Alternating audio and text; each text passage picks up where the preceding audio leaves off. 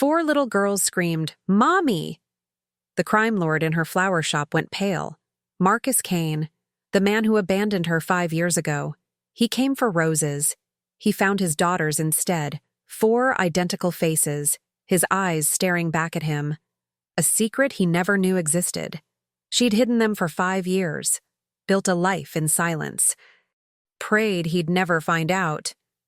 But some secrets don't stay buried. He stared at them, then at her, and one question burned in his eyes. How long were you going to lie to me? The city never slept, but Naomi had learned to find silence in the chaos. Her flower shop sat tucked between a bodega and a dry cleaner on Morrison Street. Small, unremarkable, safe. The kind of place powerful men never noticed. She'd chosen it for exactly that reason. 5 years. 5 years of building a life from soil and stems. 5 years of early mornings and scraped knees. 5 years of bedtime stories and braiding 4 heads of thick, beautiful hair. 5 years of looking over her shoulder every time a black car slowed down outside. 5 years of hiding the most dangerous secret in the world. Her daughters, Zara, Maya, Layla, and Sage.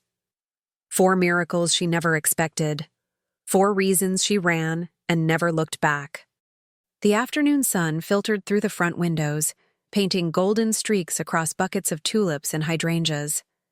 Naomi hummed softly as she trimmed rose stems, her hands steady despite the tremor that lived permanently in her chest. This was her rhythm now. Wake at dawn, feed her girls, drop them at the small Montessori 3 blocks away. Open the shop, arrange flowers, smile at customers, close at 6, pick up her daughters, cook dinner, read stories, sleep lightly, never stop moving, never get comfortable, never believe safety was real. The bell above the door chimed. She didn't look up immediately.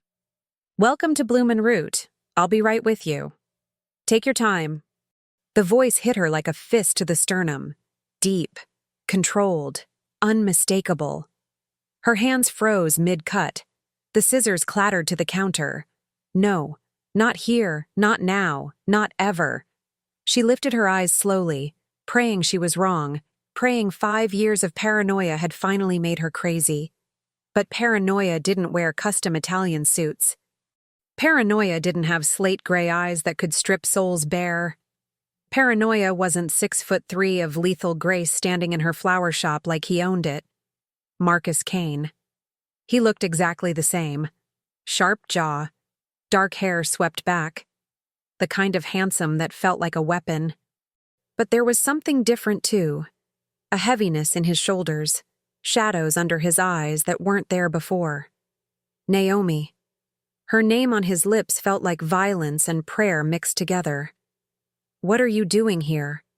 Her voice came out steady. "Small miracle." He moved deeper into the shop, hands in his pockets, casual as death. "I didn't know this was your place."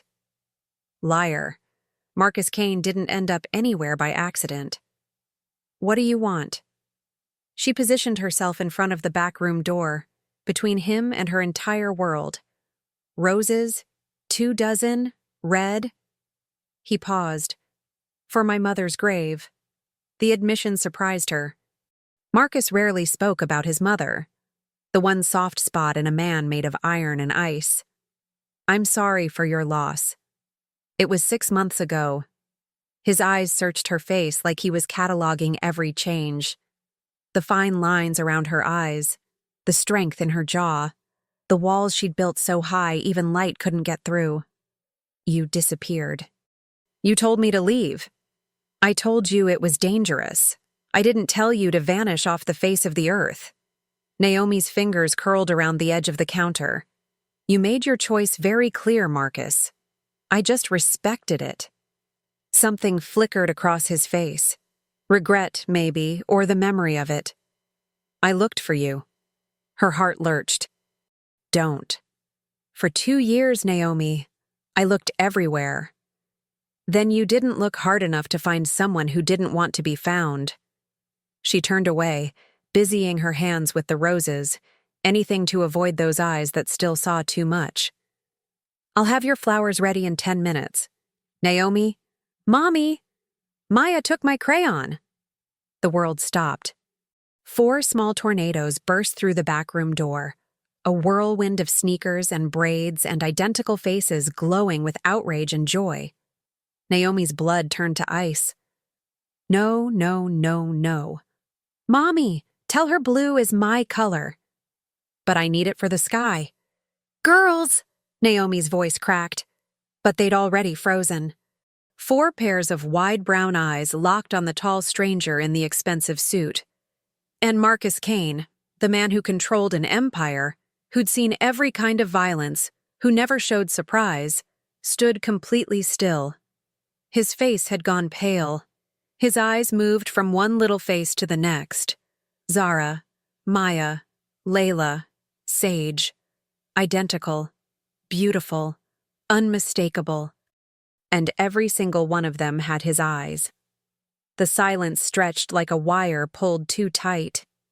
Naomi's daughters huddled closer together, uncertainty replacing their usual fearless energy. They knew something was wrong. Children always did. Marcus's voice came out raw. How old are they? Go to the back room, babies. Naomi kept her tone gentle but firm. Now. But Mommy, now, Zara. Her eldest, older by 2 minutes and bossy about it, herded her sisters back through the door, casting worried looks over her shoulder. The moment they disappeared, Marcus turned on her. How old? That's none of your business. He crossed the distance between them in 2 strides, not threatening, just present, overwhelming. Those are my daughters. You have no daughters. Naomi lifted her chin. You have an empire. That's what you chose. You were pregnant. His voice dropped to something dangerous and broken. When I told you to leave, you were already pregnant. I didn't know yet.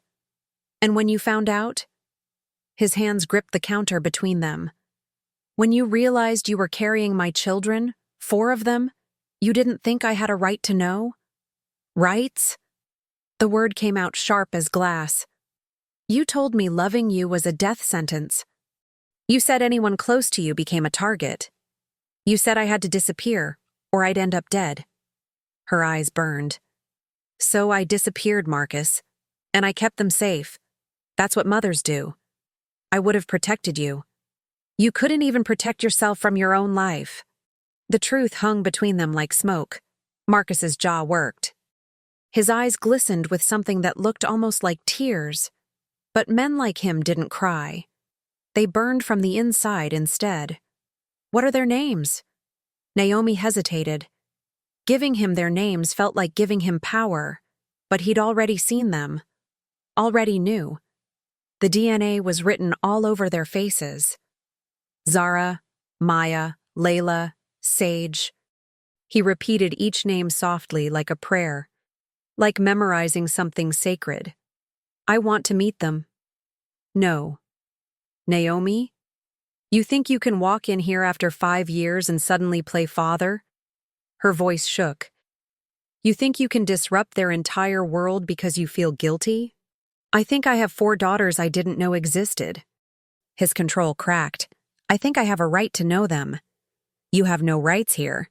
Naomi's voice went cold. You're a stranger to them, and you're going to stay that way. I could take you to court. With what? Your criminal empire as evidence of stable parenting? She leaned forward. Go ahead, Marcus. Drag me into family court.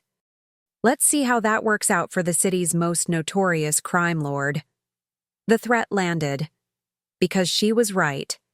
Any legal battle would expose him, and men in his position didn't survive exposure. His phone buzzed. He ignored it. It buzzed again. He pulled it out, glanced at the screen, and his expression hardened. Business. Always business. This isn't over.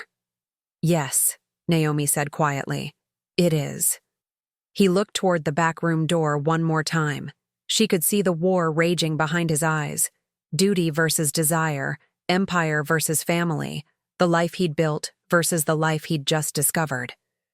Then he turned and walked out. The bell chimed, and Naomi collapsed against the counter, shaking so hard she could barely breathe. Marcus sat in the back of his car, hands folded, eyes fixed on nothing. 4 daughters. The words didn't make sense. They rattled around his skull like bullets in an empty chamber. Boss? Vincent, his driver and head of security, glanced in the rearview mirror. Where to? Marcus didn't answer. His entire life had been precision, control, every move calculated, every risk assessed. He'd built an empire from his father's ashes and blood, turning chaos into order, violence into power. But this? 4 little girls with his eyes and Naomi's smile? This was the one thing he'd never planned for. The one thing that could destroy everything. Sir? Take me home. His voice sounded hollow. Vincent pulled into traffic, quiet and efficient as always. 20 years of loyalty meant knowing when to speak and when to stay silent. Marcus's phone lit up again. Dimitri, his second in command. He answered. What? We have a problem with the downtown shipment. The Italians are asking questions. Handle it. Boss, this needs your... I said handle it. Marcus ended the call. For the first time in 15 years, he didn't care about shipments or territories or rival families testing his borders. He cared about 4 little girls who didn't know his name. Naomi locked the shop door at exactly 6 p.m. and gathered her daughters. They'd been unusually quiet since the stranger left.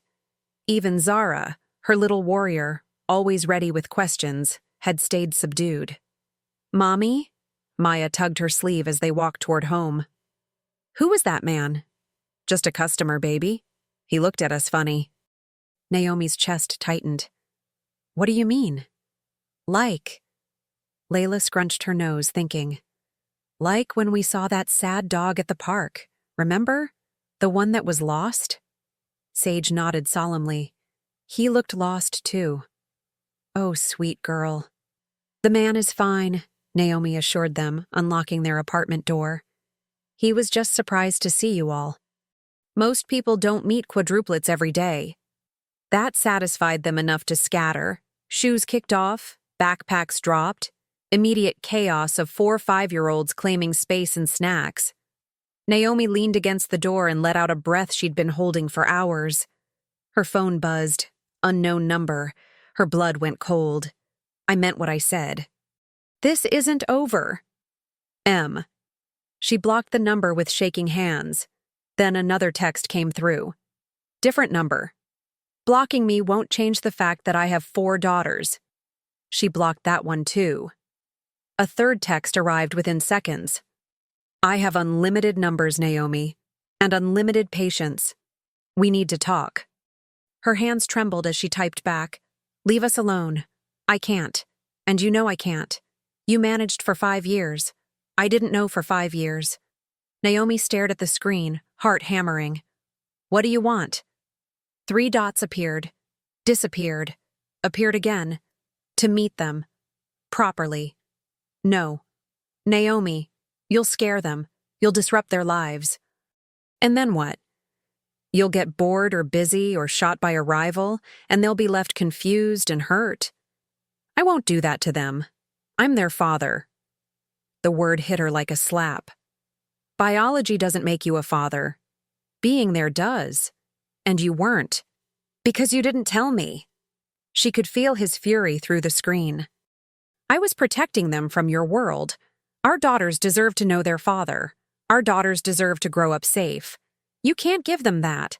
The typing indicator appeared and disappeared several times. Finally, what if I could? Naomi laughed bitterly at her phone. What if I left?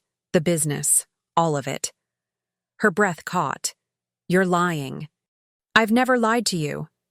That was true. Marcus was many things. Dangerous, ruthless, unforgiving. But he didn't lie. Deception was beneath him. He preferred the brutal honesty of power. You'd never leave. It's who you are. I thought I knew who I was. Then I found out I have 4 daughters. Naomi closed her eyes. Even if you wanted to leave, they wouldn't let you. You know too much. You are too much. Let me worry about that. And what am I supposed to do? Let you waltz into their lives? Let them get attached to you? And then watch you die because you tried to leave an empire that doesn't accept resignations? No response for a long moment. Then, Saturday. 2 p.m. The park near your shop. Let me see them. Just see them.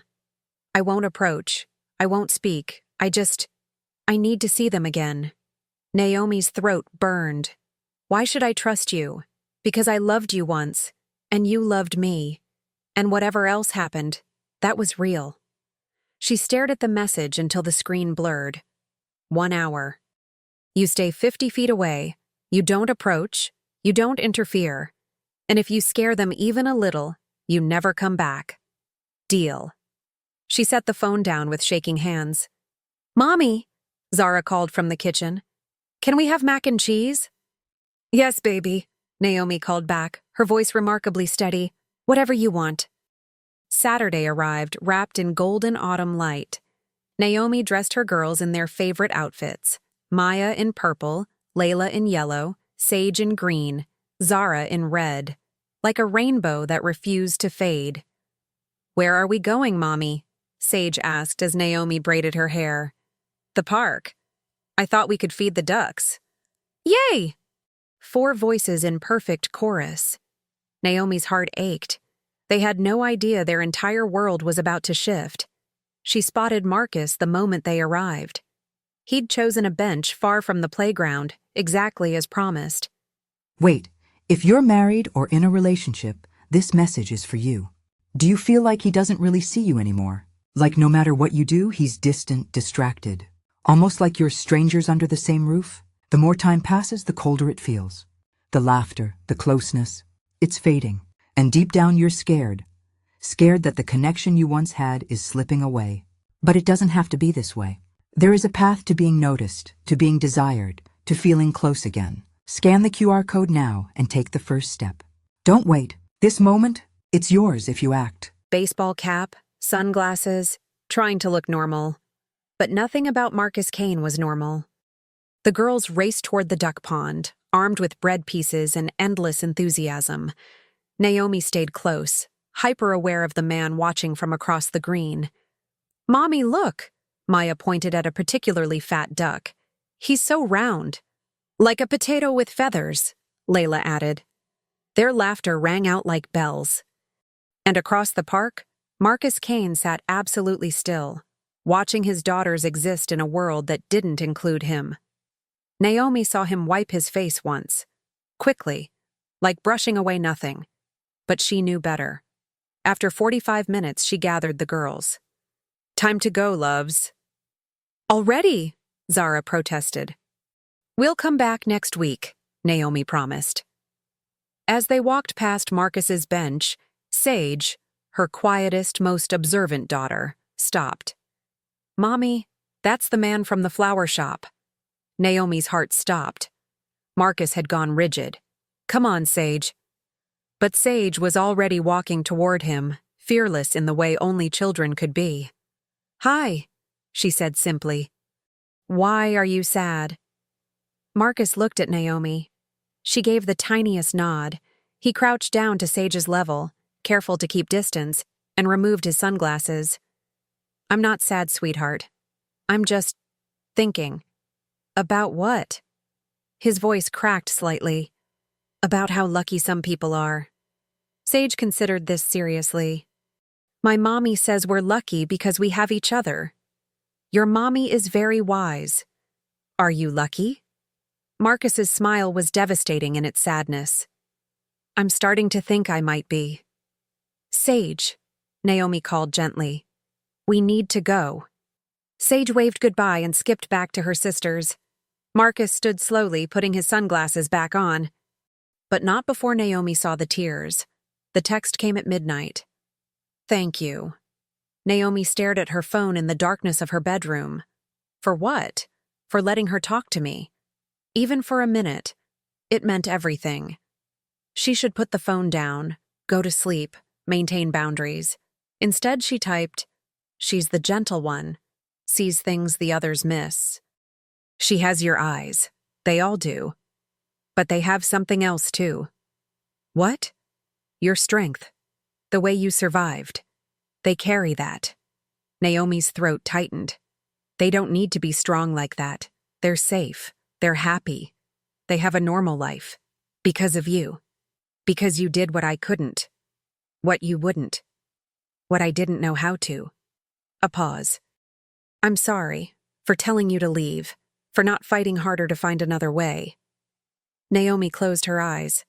5 years she'd waited for those words. 5 years she'd told herself they wouldn't matter if they came. She'd been wrong. I'm sorry, too, for not trying to tell you. I was scared and angry, and I convinced myself you didn't deserve to know. Did I deserve to know? I don't know anymore. All I know is they deserve better than growing up in your world. Agreed. The response surprised her. Which is why I'm leaving it.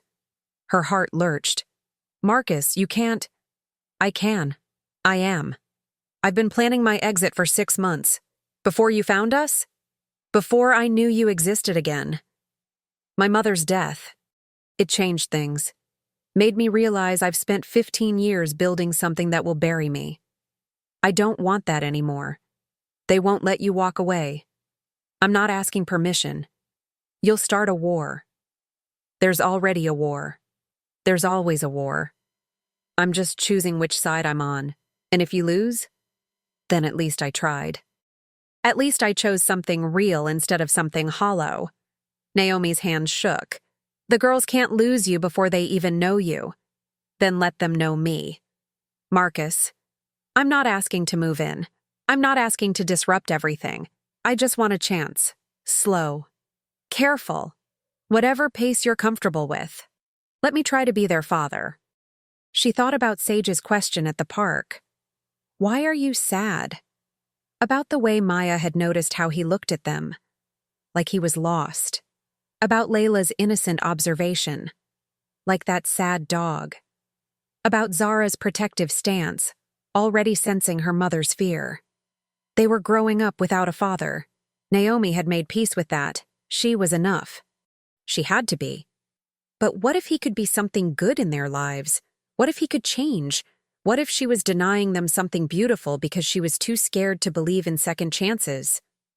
One dinner. Here, Thursday night, 6 p.m. You bring nothing expensive. You don't mention what you do. You're just Marcus, a friend of Mommy's. That's all. Deal. And Marcus? If you hurt them, if you scare them, disappoint them, or bring your world anywhere near them, I will disappear so completely you'll never find us again. I've done it once. I'll do it better the second time. Understood. I mean it. I know. It's one of the things I love. He stopped. Deleted. It's one of the things I respect most about you. Naomi's eyes burned. Thursday, 6 p.m. Don't be late. I won't. She set the phone down and stared at the ceiling. What had she just done? Thursday arrived too fast and too slow. Naomi changed outfits 3 times before settling on simple jeans and a sweater. This wasn't a date. This was a cautious introduction, nothing more. The girls were excited about having a dinner guest. They'd helped make spaghetti. Well, mostly they'd made a flour explosion while Naomi actually cooked.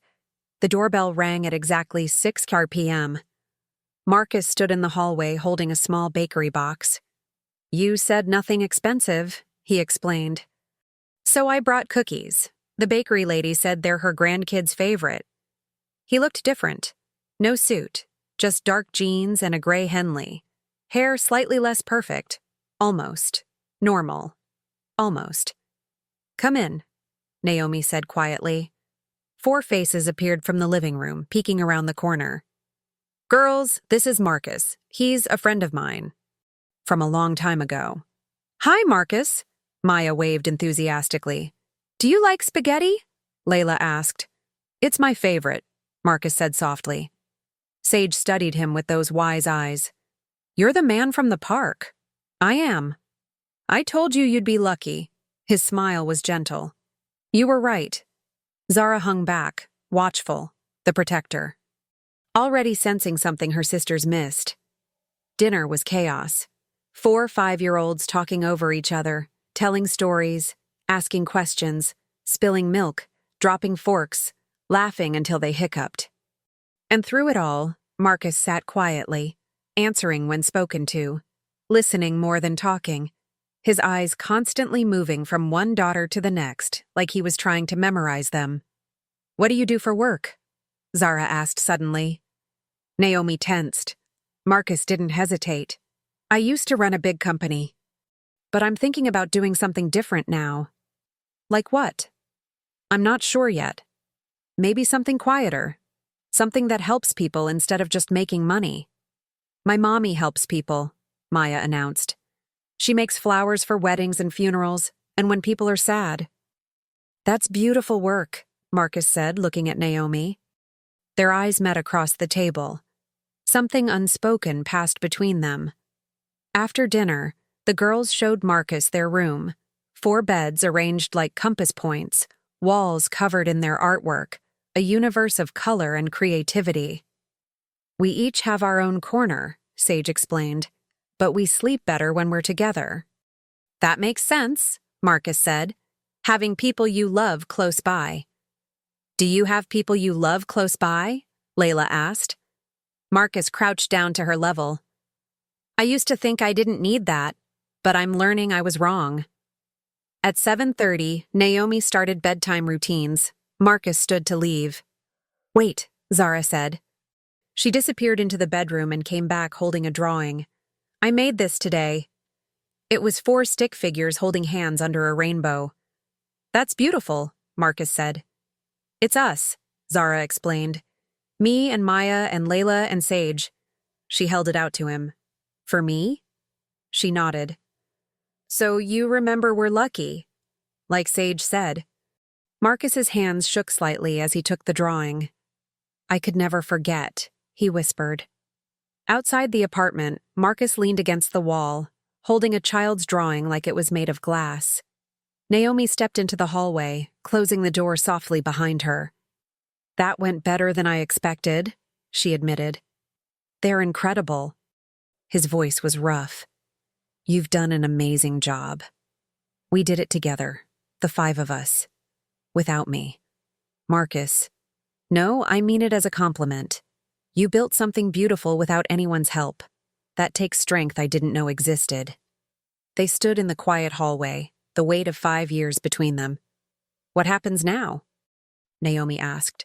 I keep my promise. I leave the life. And if they come for you? His jaw tightened. They won't get the chance. You can't guarantee that. No, he agreed. But I can try. For them, for you, for the chance to be someone worthy of that drawing. Naomi's eyes stung. This doesn't fix everything, Marcus. You can't just walk back into my life and expect— I don't expect anything, he interrupted gently. I'm just grateful you're giving me a chance to know them. That's more than I deserve. He looked down at the drawing one more time, then carefully folded it and slipped it inside his jacket, over his heart. Thursday dinners? He asked hopefully. Naomi hesitated, then nodded. Thursday dinners. He smiled, a real smile, the kind she remembered from before everything got dark. Thank you, Naomi. She watched him walk down the hallway and disappear into the elevator. Then she went back inside, where 4 little girls were already asleep in their color-coded corners, unaware that their world had just shifted on its axis. And for the first time in 5 years, Naomi let herself wonder, what if? Thursday dinners became sacred. Every week, Marcus arrived at exactly 6 p.m. Never late, never empty-handed. Always careful, always gentle, always aware he was a guest in a world that didn't belong to him. Week 2, he brought art supplies. Week 3, a children's atlas because Maya had mentioned wanting to see the world. Week 4, nothing but himself, because Zara had said gifts weren't necessary if you just showed up. And he did. He showed up. The girls started calling him Mr. Marcus, then just Marcus.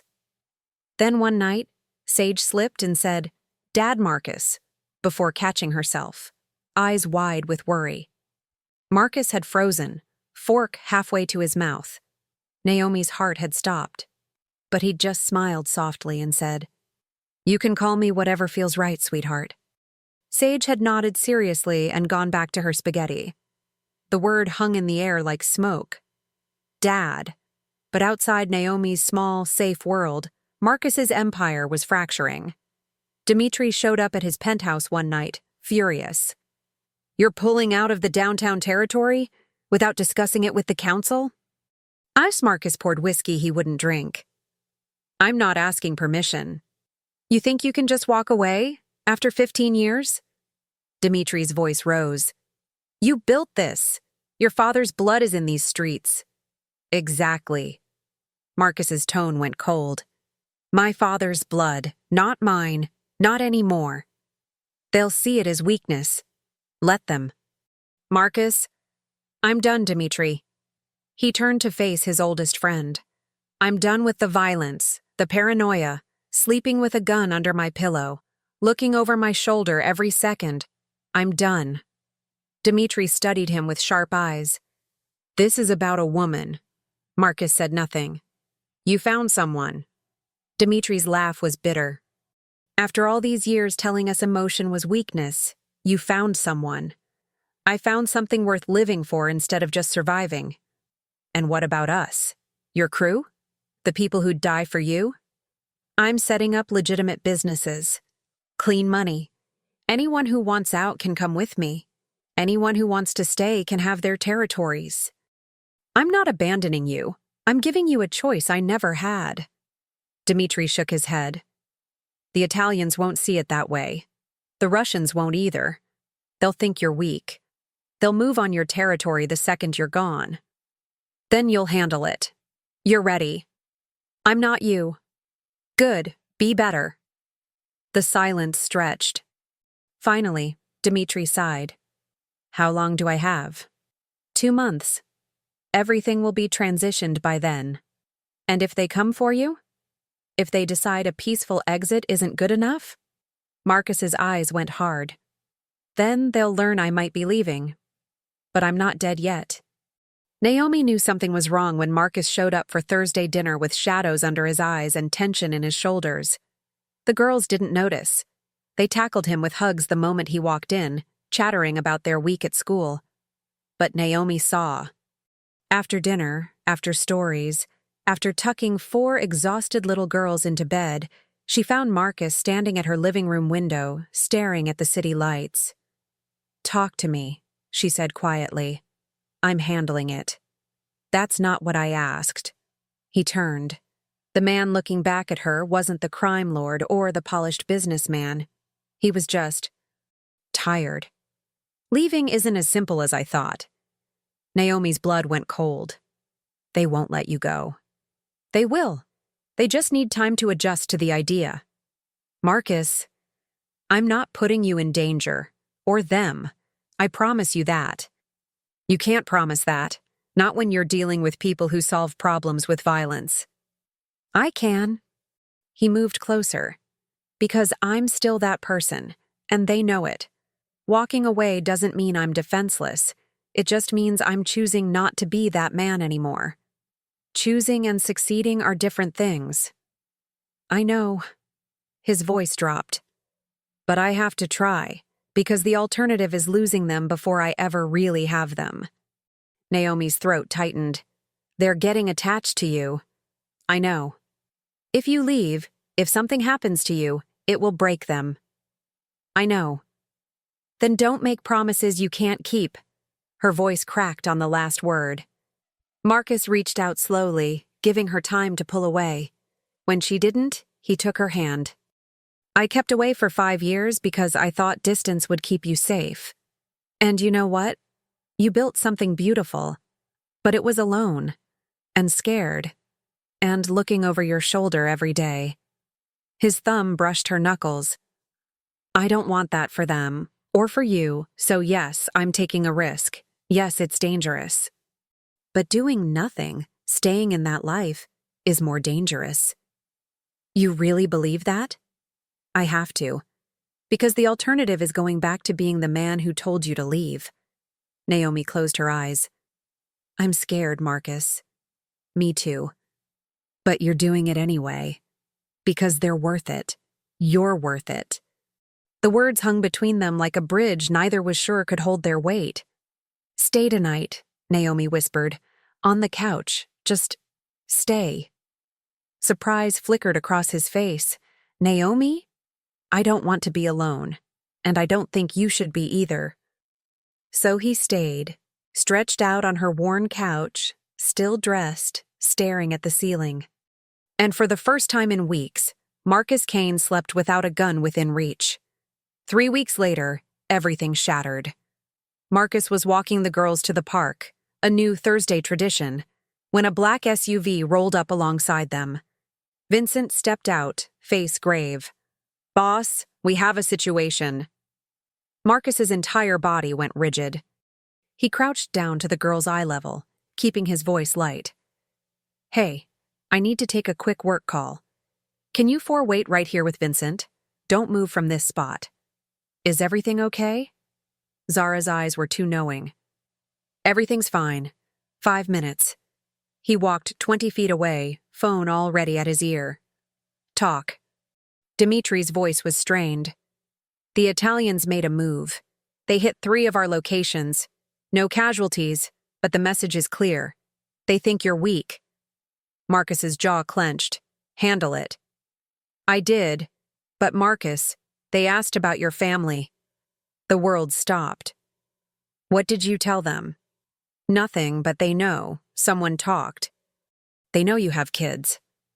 Marcus's blood turned to ice. Who? We're working on it. But right now you need to secure them. Get them somewhere safe until this blows over. Marcus looked back at 4 little girls waiting patiently with Vincent, completely unaware that they'd just become targets. Do it, he said quietly. Find who talked. And make sure they understand what happens when you threaten my family. Boss! I said do it. He ended the call and walked back to his daughters, smile fixed in place. Everything okay? Sage asked. Perfect, but I think we should skip the park today. How about ice cream instead? 4 faces lit up. 4. Marcus pulled out his phone and texted Naomi. We need to talk. Now. Naomi met him at a coffee shop, leaving the girls with her neighbor. One look at his face told her everything. They know, she whispered. Marcus nodded. Not details, but enough. Oh, God. Hey! He reached across the table, taking her shaking hands. Listen to me. I have a safe house, upstate, remote, protected. I need you and the girls there until this is resolved. For how long? A week, maybe 2. Marcus, I have a business. I'll pay for someone to run it. The girls have school. I'll hire a tutor. We can't just disappear. You did it once before. His voice rose, then softened. Naomi. Please, they asked about my family. That means they're looking, and I can't. His voice cracked. I can't risk them. Not for anything. Naomi's eyes burned. This is why I didn't tell you. This is exactly why. I know. Your world followed you here, just like I knew it would. I know. And now my daughters are in danger because I let you into their lives. Marcus flinched like she'd struck him. But he didn't argue. Because it was true. I'm going to fix this, he said quietly. But I need you safe first. Naomi stared at the man across from her, the man she'd loved, lost, found again, and was now losing in a different way. If we run, they win. We'll spend the rest of our lives hiding. If you stay, they might not have a rest of their lives. The brutal truth landed hard. 1 week, Naomi said finally. You have 1 week to end this. And if you can't, we're gone. Really gone. So far you'll never find us. Deal. The safe house was beautiful in a sterile, unlived-in way. High in the mountains, surrounded by woods. 3 bedrooms, full security system, guards posted at every access point. The girls thought it was an adventure. Naomi knew it was a prison. That night, after the girls fell asleep, exhausted from exploring, Naomi sat on the porch watching the stars. Marcus found her there. "Can't sleep? How am I supposed to sleep knowing my daughters are here because someone wants to hurt them to get to you?" He sat beside her, careful not to touch. "I'm ending it." Dmitri found who talked. "We're handling it." "Handling it," Naomi repeated. "You mean killing them?" Marcus didn't answer. "This is who you are. This is what you do. It's who I was. Is there a difference?" He was quiet for a long moment. "I don't know anymore. A month ago I would have said yes. Now?" He shook his head. "I'm trying to protect what matters. If that makes me a monster, then I'm a monster." "You're not a monster," Naomi's voice broke. "You're just impossible." "Yeah." They sat in silence, the weight of everything unsaid pressing down. "Do you regret it?" Marcus asked finally. "Letting me meet them?" Naomi thought about Thursday dinners, about Sage calling him Dad Marcus, about the way Zara had started trusting him to braid her hair, about Maya showing him her terrible cartwheel, about Layla falling asleep on his shoulder during a movie. "No," she whispered, "but I'm terrified it's going to get them killed." "It won't. You can't know that. Then I'll die making sure it doesn't." Naomi turned to look at him. "That's not the reassurance you think it is. It's the only one I have." She wanted to scream. She wanted to cry. She wanted to rewind time and never let him into that flower shop. But she also wanted to reach for his hand in the darkness. So she did. And they sat there, holding on, while the stars watched and the guards patrolled and 4 little girls slept peacefully, unaware their world was balanced on a knife's edge. 6 days. It took 6 days for Marcus to dismantle the threat. Naomi didn't ask for details.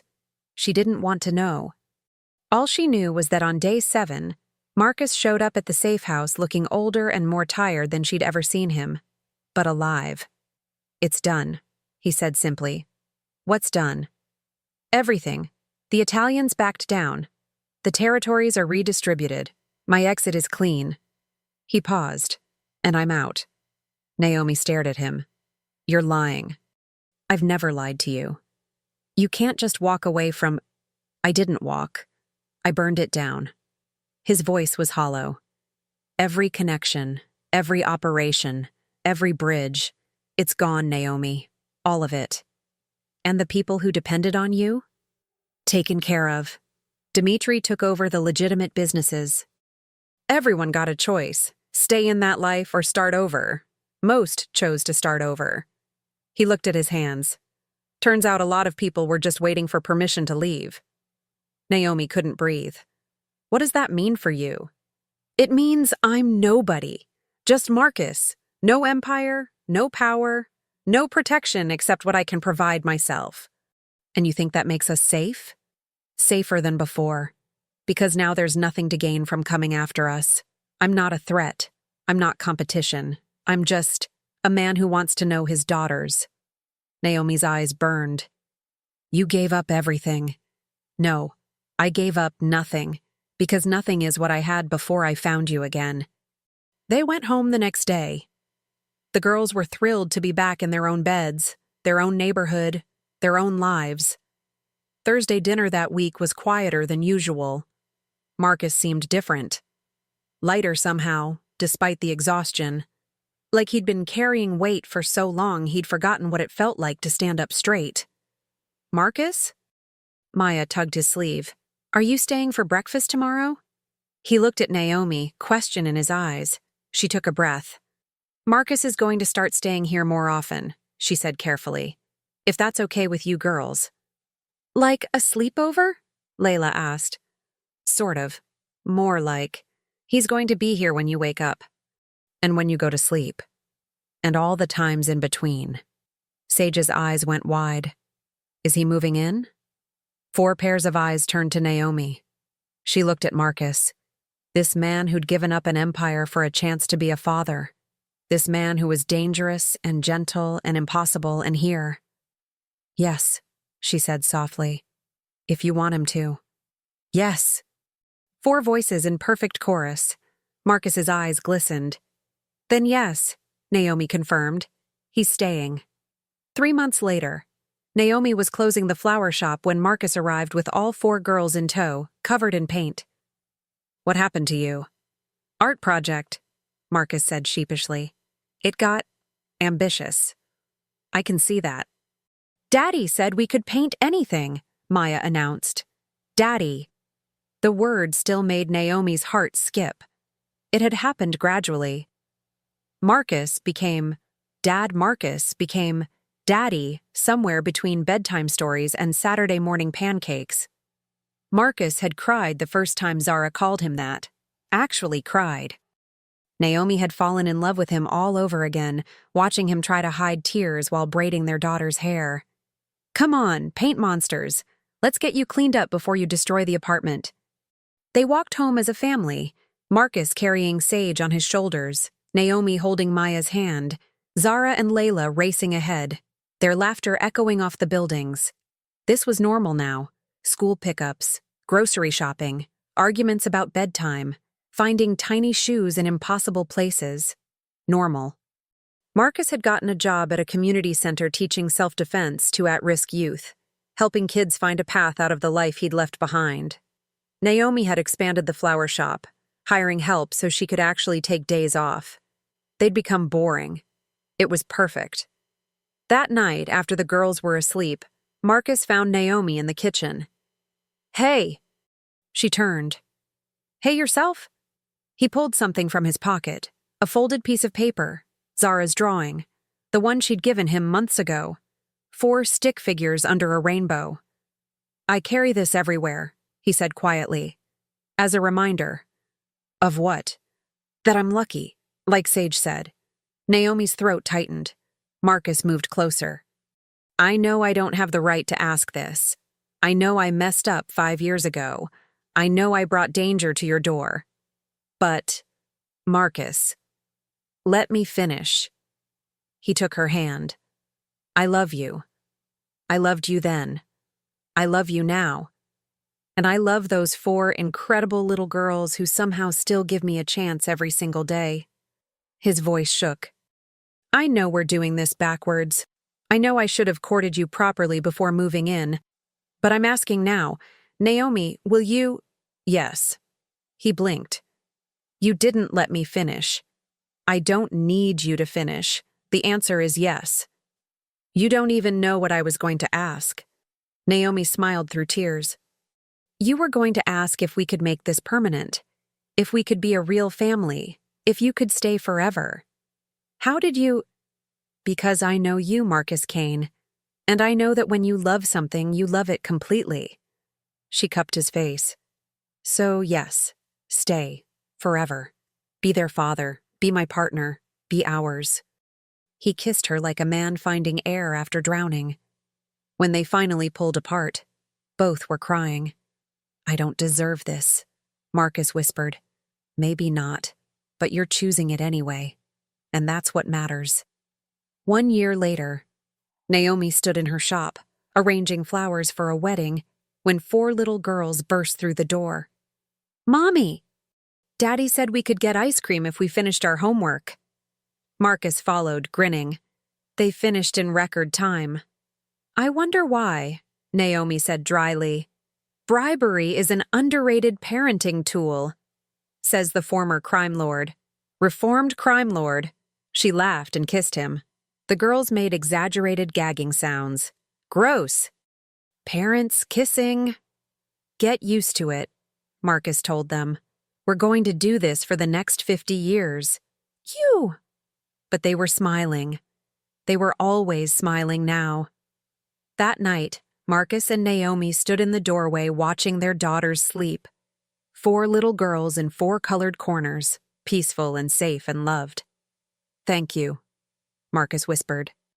For what?